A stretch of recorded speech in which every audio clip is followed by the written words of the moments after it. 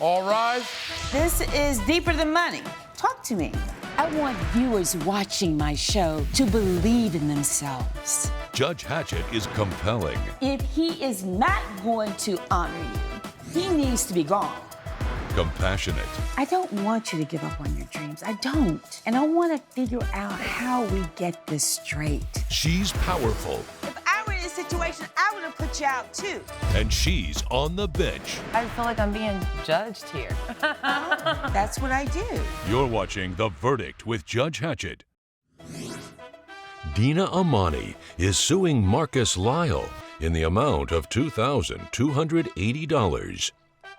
Ms. Amani claims her ex agreed to keep her couch and other items in his storage unit and says the defendant quit paying the bill and caused her to lose her belongings.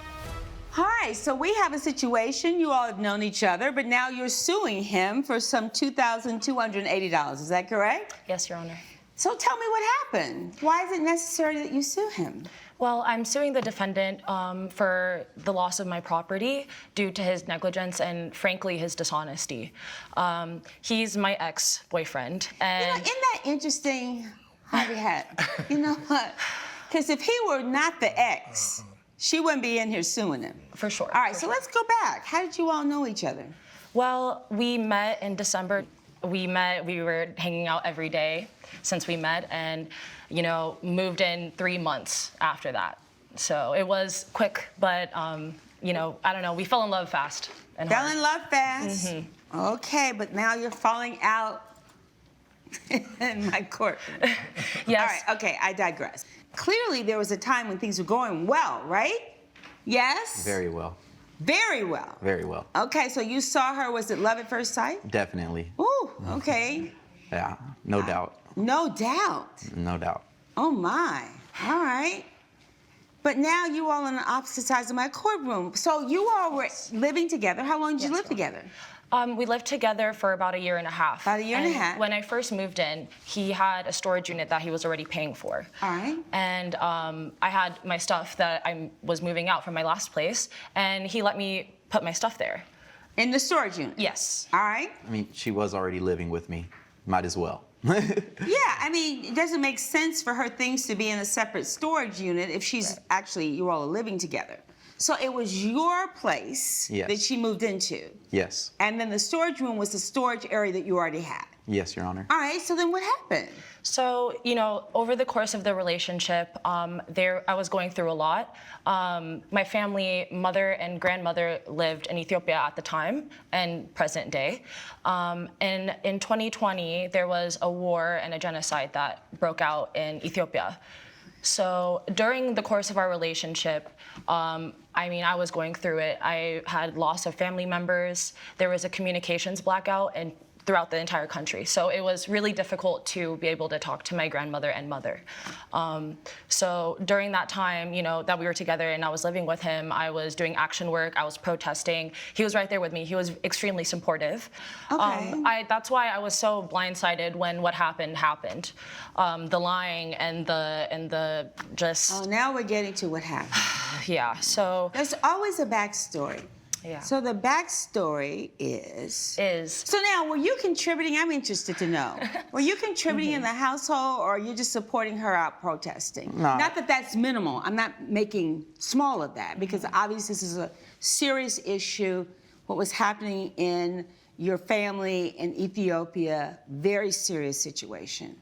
No. So are you supporting her? No, she definitely contributed. Okay. I don't think I could date someone that just needs me to do everything personally. Good for you. Yeah, but she definitely contributed. I would say it was about like, overall, including everything, is probably like 60-40, 65-35, around there. So I had the majority and I had the stuff, but she definitely helped. Like, I have no complaints. This is good. All right, this is good.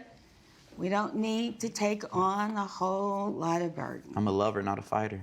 So now, things are going great. Things are going well.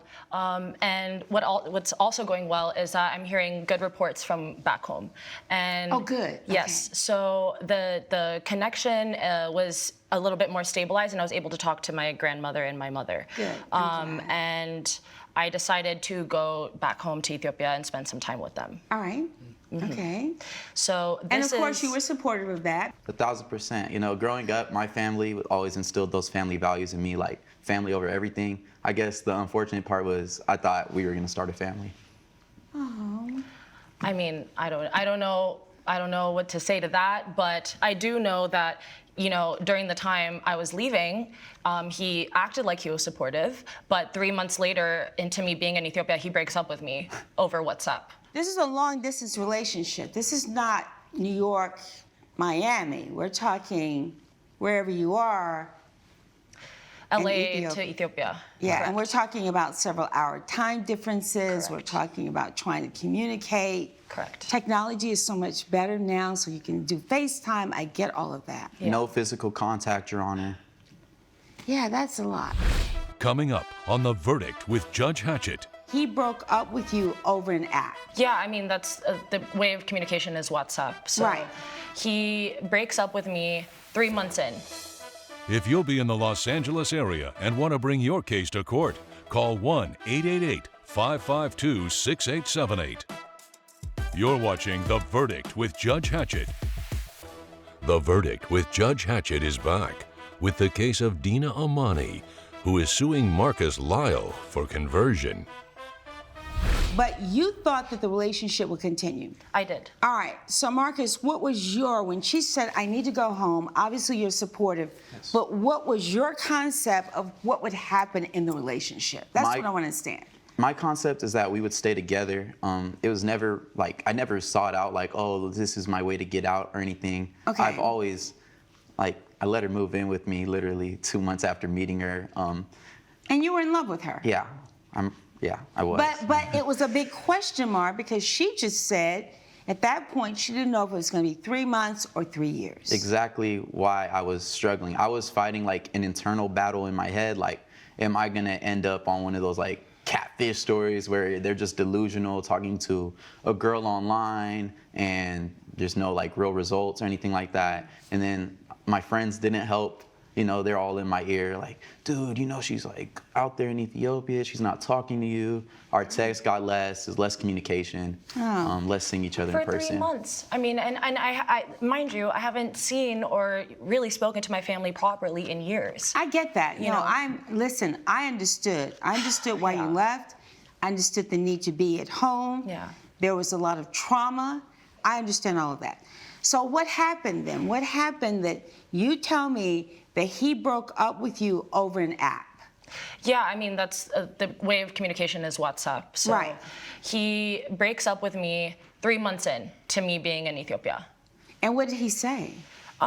Let me hear it from you, Marcus. What did you say? Well, first, I want to say 3 months into a 2-year relationship. So it's not like I was just 3 months, go off to the road. But I pretty much said, like, the distance was getting to me and, like, the not being able to talk, not being able to see her, not knowing when she's coming back, pretty much just having my love life, my social life, everything just in limbo waiting for her. And I just didn't feel like it was going to work, especially not knowing the future. Well, it seems fair. It seems fair. I mean, you didn't sit there and lie. You just said, look, this is the deal, and I don't think it's going to work.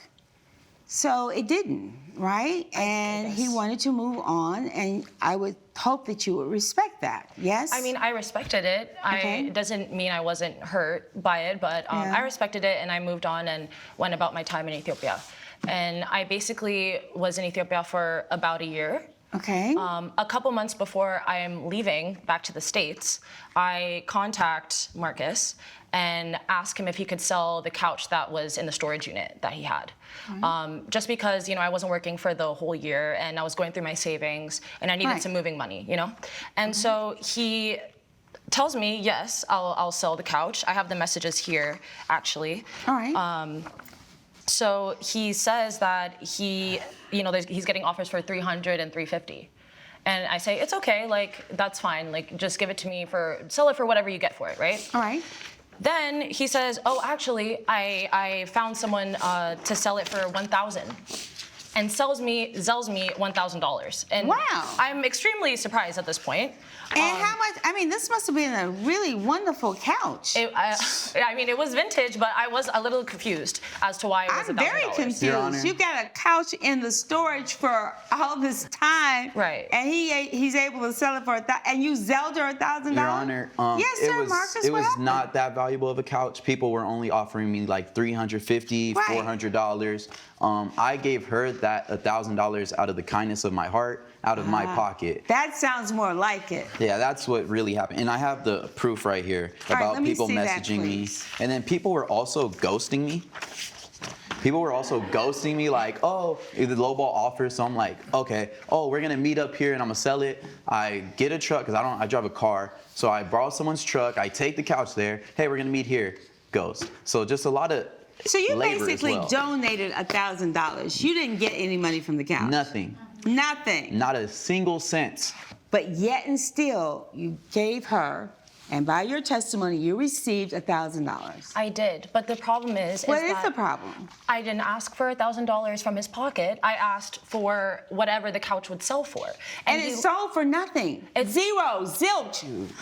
I understand that, but he lied to me. I didn't ask for this. He lied to me and said that he got the $1,000 from someone. You know what I mean? Like if he would have told me, hey, no one like was I giving got me a this. proper You don't even have offer. to say anything, Marcus. You don't even have to say anything. He lied to you, but he gave you $1,000, but he didn't sell the couch, so you say he lied to you. So you shouldn't have gotten anything from the couch. Zero. Yes? Zero. Sure. But this is not the first or last time that he lies to me within this case. So what's next basically is that I come back from Ethiopia and he picks me up from the airport and takes me home.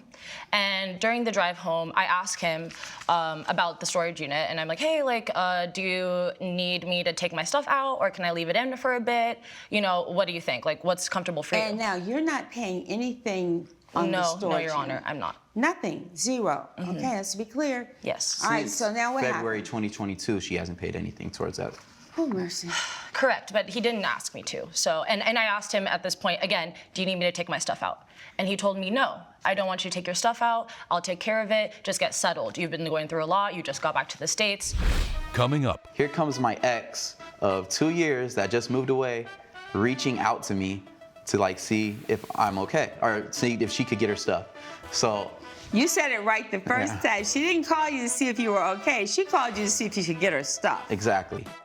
you're watching The Verdict with Judge Hatchett. The Verdict with Judge Hatchett is back with the case of Dina Amani, who is suing Marcus Lyle for conversion. He sounds like a really good guy.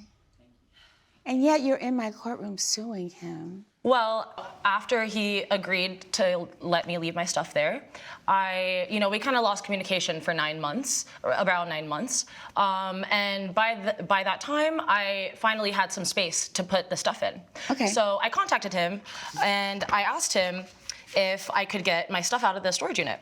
All right, and what happened? Well, he then tells me that there was a pipe leak at the storage unit. And I'm confused. I was like, there's a pipe leak. He said, yeah, there was a flood in the middle of July. It sounded suspicious, but I believed him. You know what I mean? And then a few weeks later, I talked to my friend about it, and they're a little apprehensive. They think it's a little suspicious. You know what I mean? I called the storage unit. Basically, they told me that there was no flood. What happened was he was not paying the bills for the storage unit. He got a bunch of notices. He didn't pay for them, never contacted me about it. Marcus, what happened with the storage unit? Okay, so what happened with the storage unit, a little bit of context, just want to put that out there. I was paying the bills, but unfortunately in April of this year, like many others, I got laid off from my job, not due to performance, but the just economy. due to, it's just The economy. the economy. A lot of people lost their jobs. And then it was just kind of like a downward moment for me, like a downward time period. I lost my job. This just seemed like the whole world was kind of going against me. And then here comes my ex of 2 years that just moved away, reaching out to me to see if I'm okay, or see if she could get her stuff. So You said it right the first time. She didn't call you to see if you were okay. She called you to see if you could get her stuff. exactly. because if she cared about if I was okay, those 9 months when she was back, because the whole reason we broke up was distance, I feel like we would have been together. Coming up, How many months total did he keep your things? About 2.5 to 3 years. Closer to 3 if Yes. my math is right. you're watching The Verdict with Judge Hatchett. The Verdict with Judge Hatchett is back with the case of Dina Amani, who is suing Marcus Lyle for conversion. Yeah, you were getting used. Let's just call it what it is. You were getting used. All right, so now what happens? So what had happened was my storage unit, because I had been paying it even before 2022, I had it linked up to my debit card or my credit card, and then when I lost From my the auto wallet. pay. Yes. And it wasn't being paid. Yes. All right, so you lost the unit. Yes. All right, so now she finds out, and you're saying that you had $2,280 worth of stuff in there? Yes, correct. Show me what you have, because I'm getting ready to rule on this. What did you have in there? So what I had was a family heirloom, which was a vintage Ethiopian rug that was passed down through my family. Do we have pictures of that? Yes, we do. Well, I don't have. Yes, I have a picture of the exact one, and it's hard to give a very accurate number on the price, but I do have. If you see there, You have comparables. Yes, exactly, and they're all around 2,000 or more. And then I'm also asking for 800 for the vinyl records. There's 32 of them. And for the rug, I'm only asking for $1,480, even though the rugs were, priced for $2,000 or more, because I understand that, he's going through a hard time financially. And I also appreciate the fact that he kept it for so long. So I'm. So how long are we talking about? How many months did he keep from the time that you moved in with him? Mm-hmm. How many months total did he keep your things?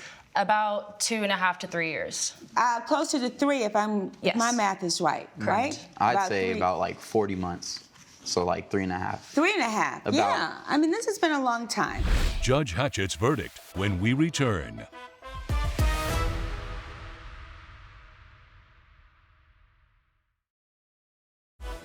You're watching The Verdict with Judge Hatchett.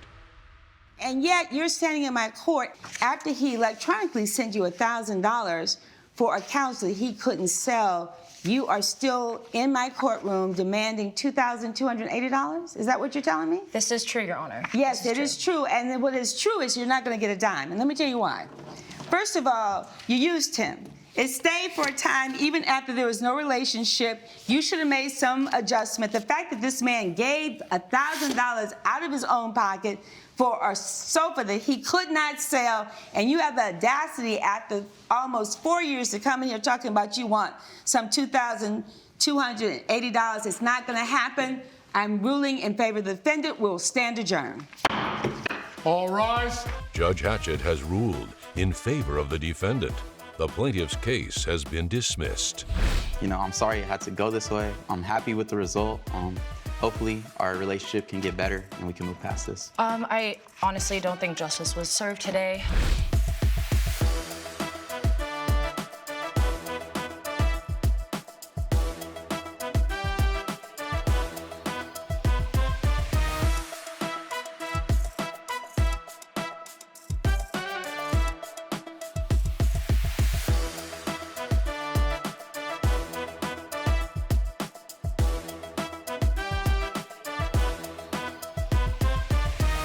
This has been a production of Allen Media Group.